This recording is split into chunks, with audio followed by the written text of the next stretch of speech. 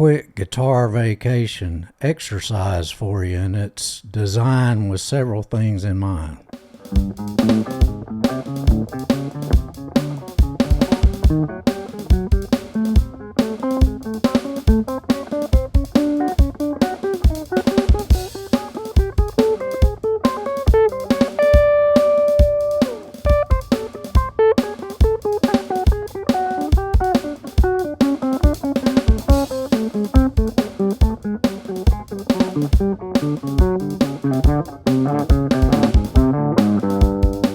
First, it's based on a pentatonic shape that should be pretty familiar to most that are already using pentatonics and the blues scale and that type of thing. Second, it's going to use that framework and add cascading and really introduce your fingers and pattern recognition to that cascading style so you can apply it in other things that you're playing. Third, it's going to be using some chromatic notes and notes that are outside of the pentatonic scale. This exercise is a little bit of a finger twister, and you'll have to address how you want to use your fretting hand and how you want to approach the picking, especially in certain spots. But again, it is really built around a very common pentatonic shape that goes through 3 octaves that is familiar. So the hope is it introduces these other concepts, but not so far away from something that you can really grasp onto.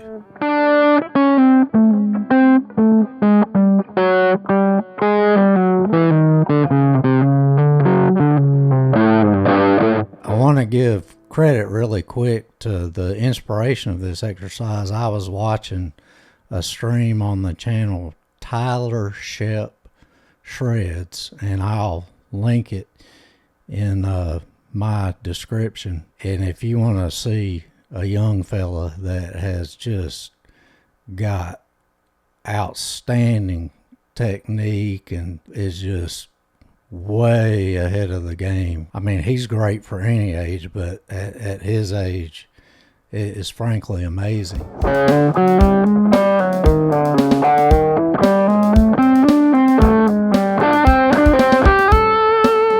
We're working from the framework of the A pentatonic scale, and in particular, the notes in the middle, the 4 notes, which start on the 5th fret of the D string. Whole step up, still on the D string. And then you go to the G string and play the same frets, 5, 7, 5, 7. I mean, that is a very basic little part of the pentatonic scale. Well, if you just play that through 3 octaves, those exact notes, it looks like this. So you would start on the E string, the bottom E string, on G, and go a full step up to A. And just like you did on the middle strings, you do the same thing on the D string, 3rd fret, 5th fret. And all that is an octave down from. So if you string those together,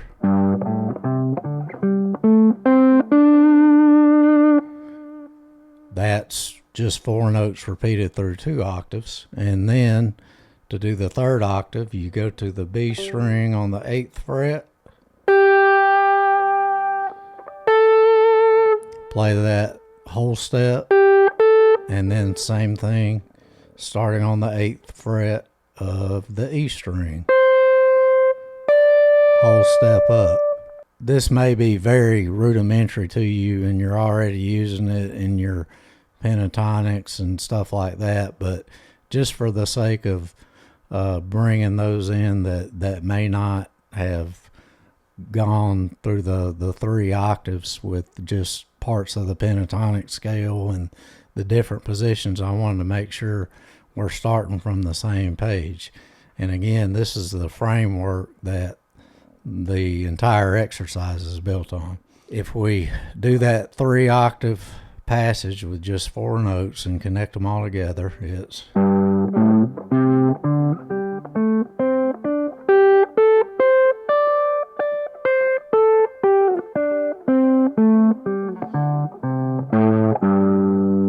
what I saw Tyler do that sparked my idea for this exercise was he just added a chromatic walk up, 1 note, the in between note, in that same 3 octave pentatonic pattern. And I don't know if this was the exact lick he played. He ripped so fast, but it gave me the idea. So what you have when you do that, you're still doing the same thing, but you're playing a 3rd note.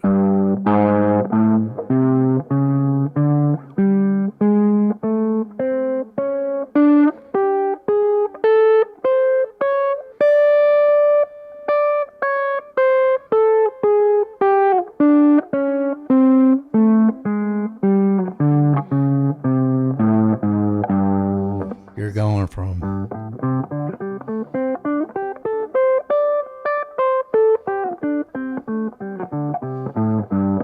just to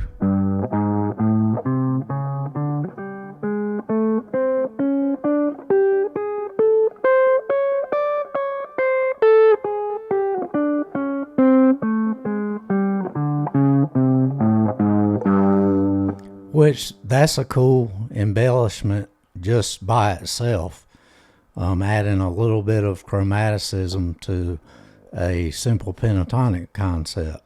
The exercise I have for this video builds on that, and we're going to watch a clip of it real quick just so you have an overall picture of what it looks like, and then we'll go over slowly what I'm doing and what's going on.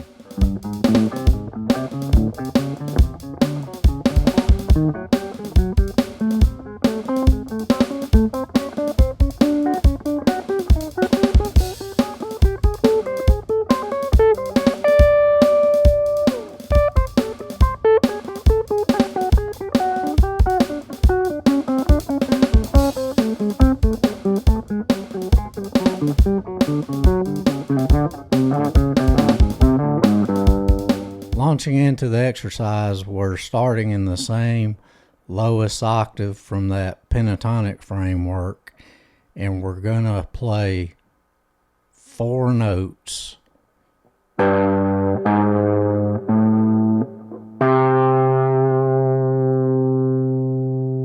Alright, that's your first 4 notes is with the chromatic walk up, and then your last note is the next note on the A string. Here's where the cascade comes in, because we're already using chromaticism, so that's added just from what we're doing here. Chromatic walk up, hit that 4th note, then you start the next 4 notes from the 2nd note that you played just before that, which in this case is going to be A flat, and it's going to be half step up to A. You see, so it makes it 1 more half step up because we started the 4 notes a half step up as far as what we're doing in this little pattern. So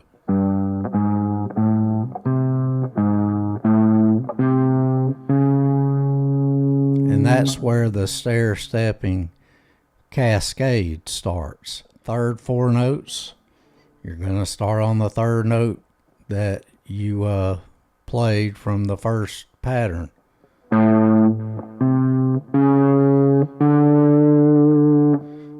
You see? So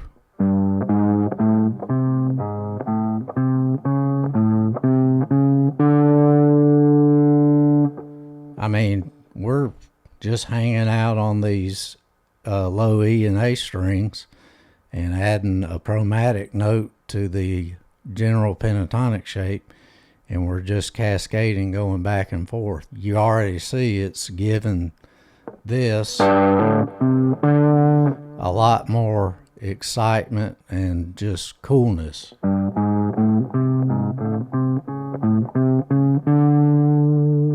Just a quick note to avoid confusion. I may have confused myself. You're going to hear me refer to hitting the major 7 in the notes that we do during this exercise.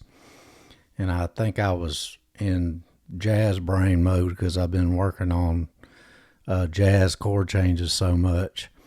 But the note is F sharp, which is the major 7 of G. And I was thinking of it in terms of the A minor scale being a function of being the minor second to like a 2-5-1 to resolve to G major 7, and in that case it's the major 7, F sharp.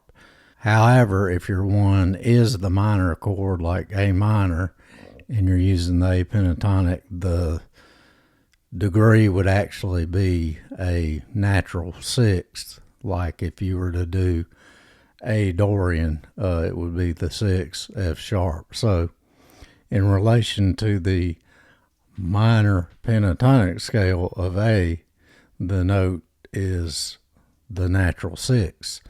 Hopefully that didn't confuse you more than we started, but either way, when I say the major 7, it's a F sharp note. Now, I added a note which would be outside of your normal pentatonic scale, which is next.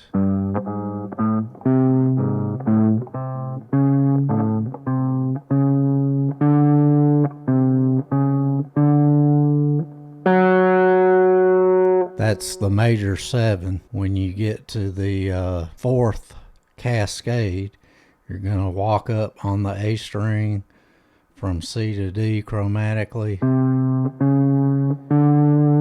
And we're not going to go to the note that is next in the pentatonic scale. We're going to throw that major 7 in there right there.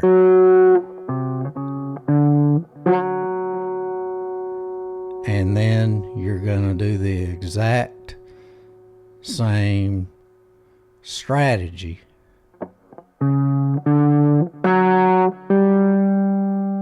by starting 1 note higher, playing 4 notes, and you're going to include that major 7. So again,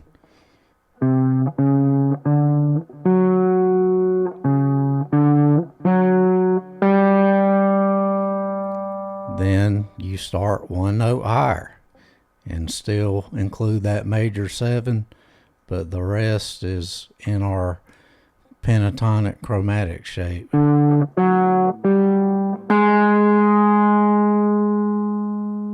Here's where we are to this point.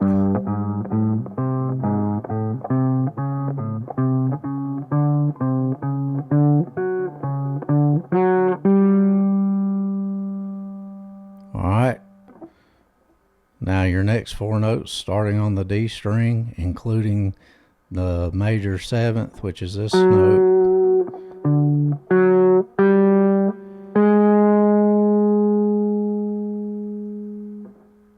Then your first note of the 4 note burst is up to the major 7 now.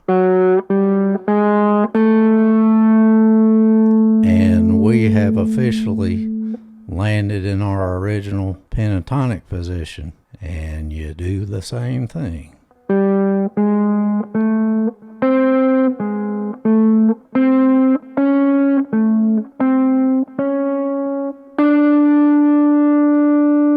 Alright, that's all in the pentatonic box with that chromatic added, just doing the cascade.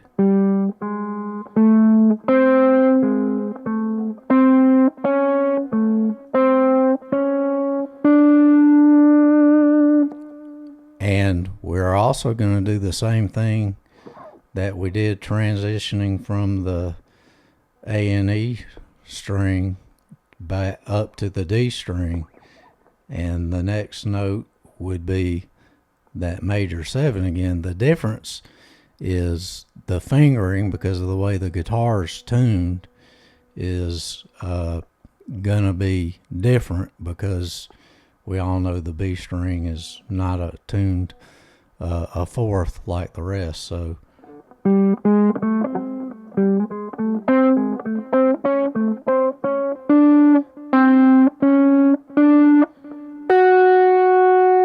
your major 7 is right there, which is the 7th fret of the B string.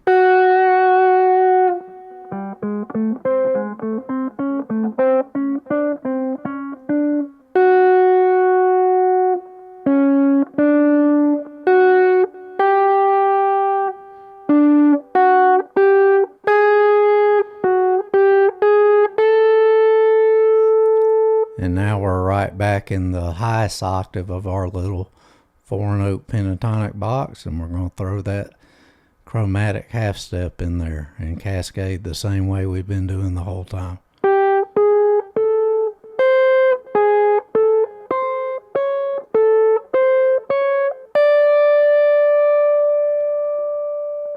And then you do the same thing descending. You know, I'm a big proponent of practicing all your stuff, exercise wise anyway, ascending and descending.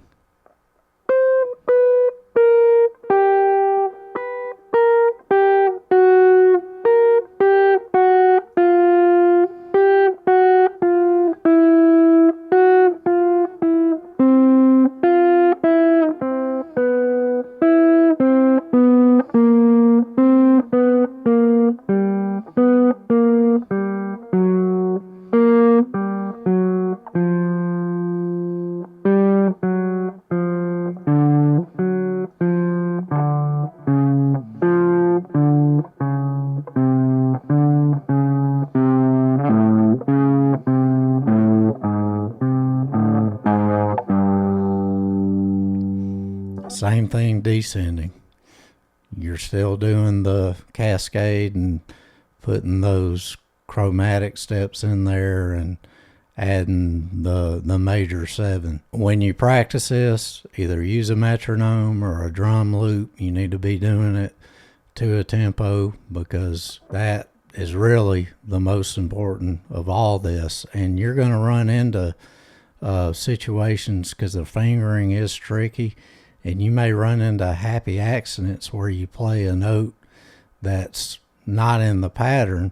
And that is what this exercise is really for, is for you to start breaking the patterns you're in and discovering those little happy accidents that can become part of your general language when you're just using plain pentatonics, and you add some of this excitement, the cascading and chromaticism.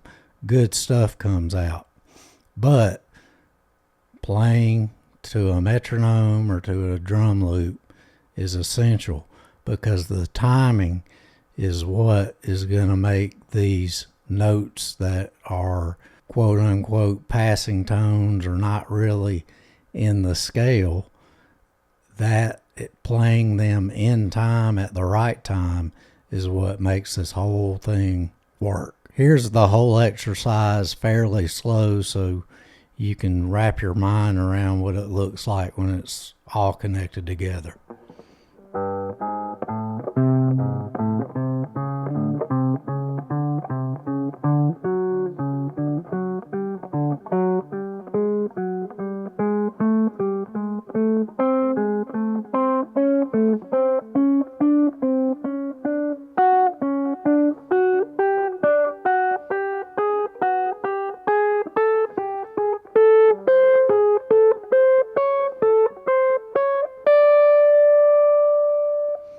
Then descending.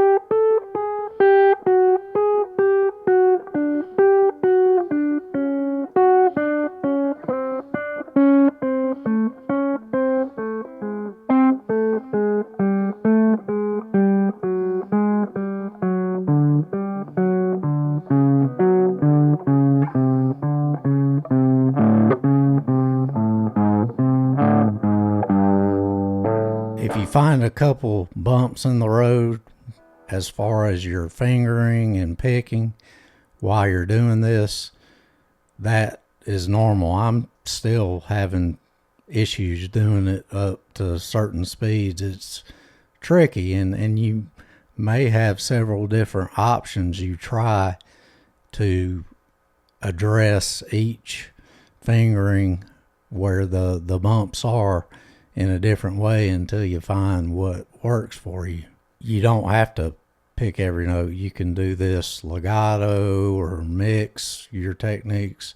However, whatever works for you, that's what you should do. And unless you're specifically working on one of those techniques, then obviously you would want to make yourself stick to that way of doing it. But here, just to give you a picture, is me doing it legato at, a fairly slow tempo.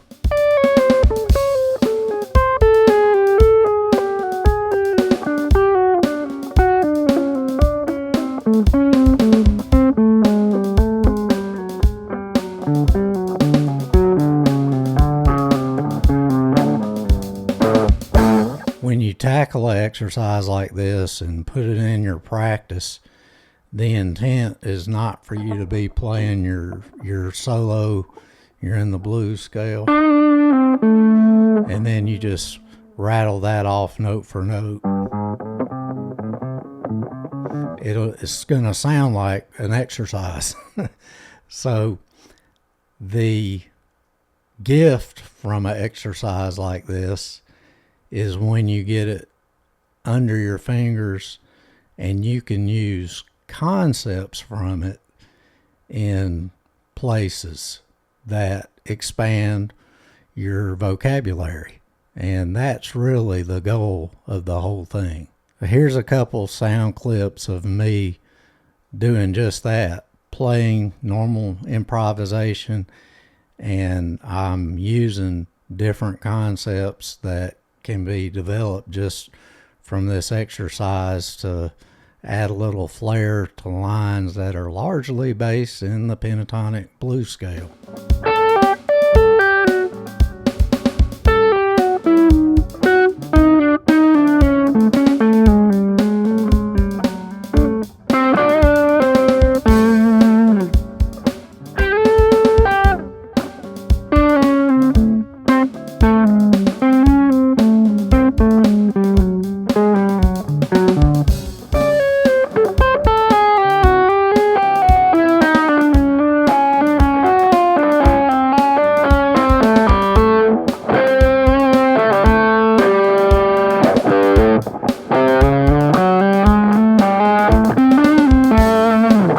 If you run into any questions or problems, if you try this exercise or need clarification on any of the parts of it I showed, don't hesitate to hit me up in the comments. I'll be glad to answer as best I can. And if I don't know the answer, I'll make one up that makes me look like I really know what I'm talking about. That's it for this edition of Guitar Vacation, and this is a fun exercise I've been working on. And in general, I think the best practice and best exercises are fun.